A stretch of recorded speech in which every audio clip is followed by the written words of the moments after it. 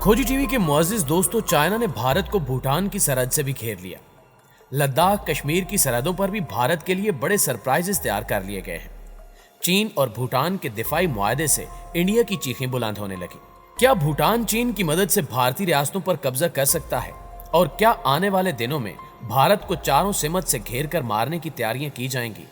आज हम आपको चीन और भूटान के नए दिफाई मुआहदे और कश्मीर लद्दाख के हवाले से पाक चीन मुश्तरका पॉलिसी से मुतल्लिक अहम मालूमात फ्राहम करने की कोशिश करेंगे और बताएंगे कि मुस्तकबिल करीब में हालात किस जानिब जाएंगे।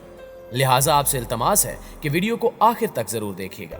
तो आइए चलकर मौजू का आगाज करते हैं।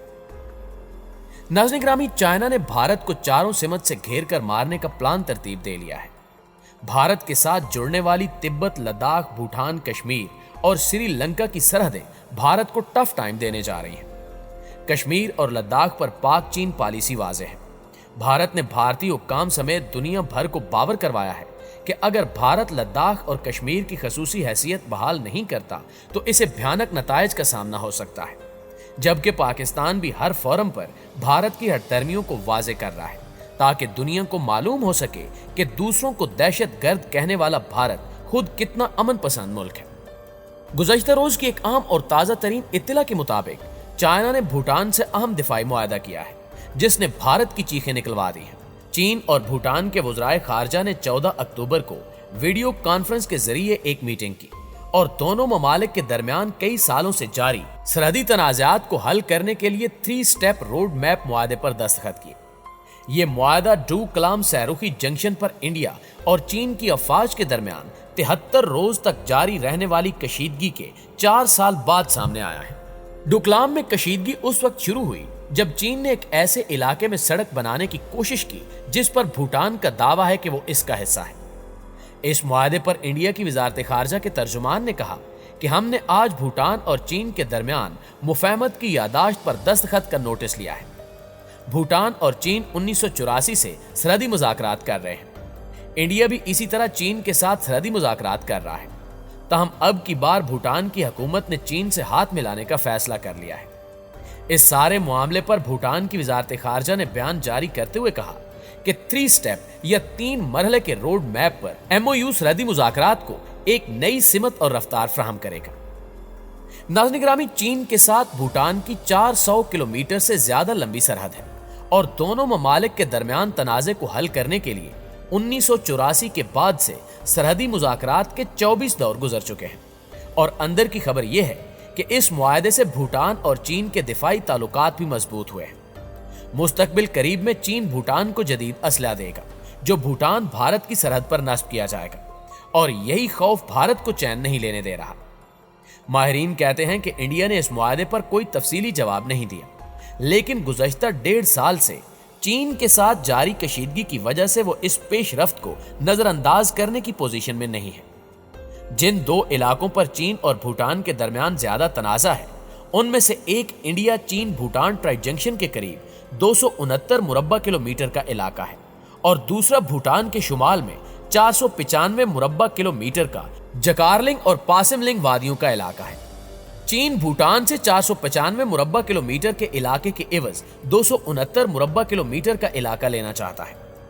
इंडियन तजियाकारों के मुताबिक चीन हमेशा कमजोर ममालिक के साथ 2 तरफा ताल्लुकात इस्तवार करने की कोशिश करता रहा है ताकि वो इन ममालिक को अपने मुआशी और अस्करी असर रसूख से मुतासिर करे और अपने फायदे के लिए फैसले करवाए। भूटान की शुमाली सरहद के जिन 2 इलाकों पर चीन का दावा है उनमें से एक वादी चौबी है जिसके करीब डोकलाम में इंडिया और चीन के दरमियान झड़पें हुई थी। चीन ने भूटान से वादी चौबी का मुतालबा किया है और इसके बदले में इसे एक और मुतनाज़े इलाका देने के लिए तैयार है जो कि वादी चौबी के इलाके से बहुत बड़ा है।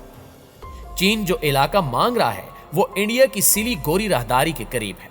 सिलीगुड़ी कॉरिडोर, जिसे चिकन्स नेक यानी मुर्गी की गर्दन भी कहा जाता है, वो इंडिया के लिए बहुत अहम है क्योंकि ये शुमाल मशरकी रियासतों तक पहुंचने के लिए अहम रास्ता फ्राहम करता है। और अगर चीन सिलीगुड़ी कॉरिडोर के करीब आ जाए तो ये इंडिया के लिए शदीद तशवीश का बायस होगा। शुमाल मशरकी रियासतों के साथ राब्ते के लिए खतरा बन सकता है। इंडियन साबिक फौजी जर्नैलों के मुताबिक चिकन्स नेक का इलाका इंडिया के लिए स्ट्रैटेजिक नुक्ता नजर से बहुत अहम है। अगर चीन इस इलाके में थोड़ा सा भी फायदा उठाता है تو یہ انڈیا کے لیے بہت بڑا نقصان ہوگا اور یہ معاہدہ انڈیا کے مفاد میں نہیں ہوگا۔ اس نئی پیش رفت سے انڈیا کے خدشات بڑھ سکتے ہیں۔ اندر کی خبر کے مطابق ڈوکلام تنازع کے بعد چین نے بھوٹان سے رابطہ کرنے اور سرحد کے بارے میں بات کرنے کے لیے ایک مہم شروع کی۔ یہ دیکھا گیا کہ چین کی طرف سے بہت زیادہ پہل ہوئی ہے۔ اب چین کی کوشش ہے کہ اسے بھوٹان کے ساتھ ایک براہ راست معاہدہ کرنا چاہیے، اور چین نے کمال مہارت سے یہ معاہدہ کر لیا ہے، اور اس معاہدے سے انڈیا کی مشکلات میں بھی اضافہ ہو چکا ہے۔ ایک طرف یہ معاہدہ ہے تو دوسری جانب انڈیا پر چین کا نفسیاتی دباؤ بھی ہے، کیونکہ لداخ کی کشیدگی کی وجہ سے چائنا نے ابھی تک انڈیا سے کوئی سرحدی معاہدہ نہیں کیا، اور اس امر نے بھارتی حکومت کو پریشان کر رکھا ہے۔ اور اب بھوٹان چین کے نئے معاہدے نے بھارتی حکام کی چیخیں نکلوا دی ہیں۔ بھارتی میڈیا کو ہدایت دے کر پراپوگنڈے کروائے جا رہے ہیں کہ چین کا اثر و رسوخ خطے کے ممالک کے لیے سنگین خطرہ ہے، لہٰذا ایشیائی ممالک کو محتاط رہنا ہوگا۔ ناظرین گرامی، انڈین تجزیہ نگار ٹی وی پر بیٹھ کر یہ کہہ رہے ہیں کہ چین بھوٹان کا تازہ معاہدہ انڈیا کے لیے تشویش کا باعث ہوگا، کیونکہ ڈوکلام کے قریب 3 ممالک کی سرحدوں والے اس سہ رخی جنکشن پر کس قسم کا معاہدہ کیا گیا ہے یہ ابھی تک کسی کو نہیں معلوم۔ انڈین حکام اس خوش فہمی میں ہیں کہ انڈیا اور بھوٹان کے تعلقات بہت گہرے ہیں اور بھوٹان کا جھکاؤ انڈیا کی طرف زیادہ ہے۔ انڈیا کی وزارت خارجہ سے بہت زیادہ رقم بھوٹان کو جاتی ہے۔ مالی طور پر انڈیا بھوٹان کی بہت مدد کرتا ہے، اور اس کی کوشش ہے کہ چین بھوٹان میں زیادہ مداخلت نہ کرے۔ چین بھی تنقید کرتا ہے کہ انڈیا بھوٹان کو اپنے کنٹرول میں رکھنا چاہتا ہے، اور یہ اس نے کئی بار واضح طور پر کہا ہے۔ تاہم ماہرین کے مطابق بھوٹان چونکہ ایک چھوٹا سا ملک ہے اور وہ چاروں طرف سے زمین سے گھرا ہوا ہے، اس لیے یہ فطری بات ہے کہ وہ یہ نہیں چاہے گا کہ اس کا چین کے ساتھ کوئی تعلق نہ ہو۔ بھوٹان یہ بھی چاہے گا کہ چین کے ساتھ اس کا سرحدی تنازع حل ہو جائے، جس کے بعد وہ چین کے ساتھ معاشی تعلقات استوار کرنا شروع کر سکے۔ تو ایک طرح سے یہ فیصلہ ایک آزاد ملک کے اپنے مفاد کے بارے میں بھی ہے۔ دوسری جانب بھوٹان ایک طرح سے انڈیا اور چین کے درمیان پھنسا ہوا ہے۔ وہ اس پوزیشن میں نہیں جانا چاہتا کہ اسے انڈیا اور چین کے درمیان کسی ایک کے ساتھ اور دوسرے کے خلاف دیکھا جائے۔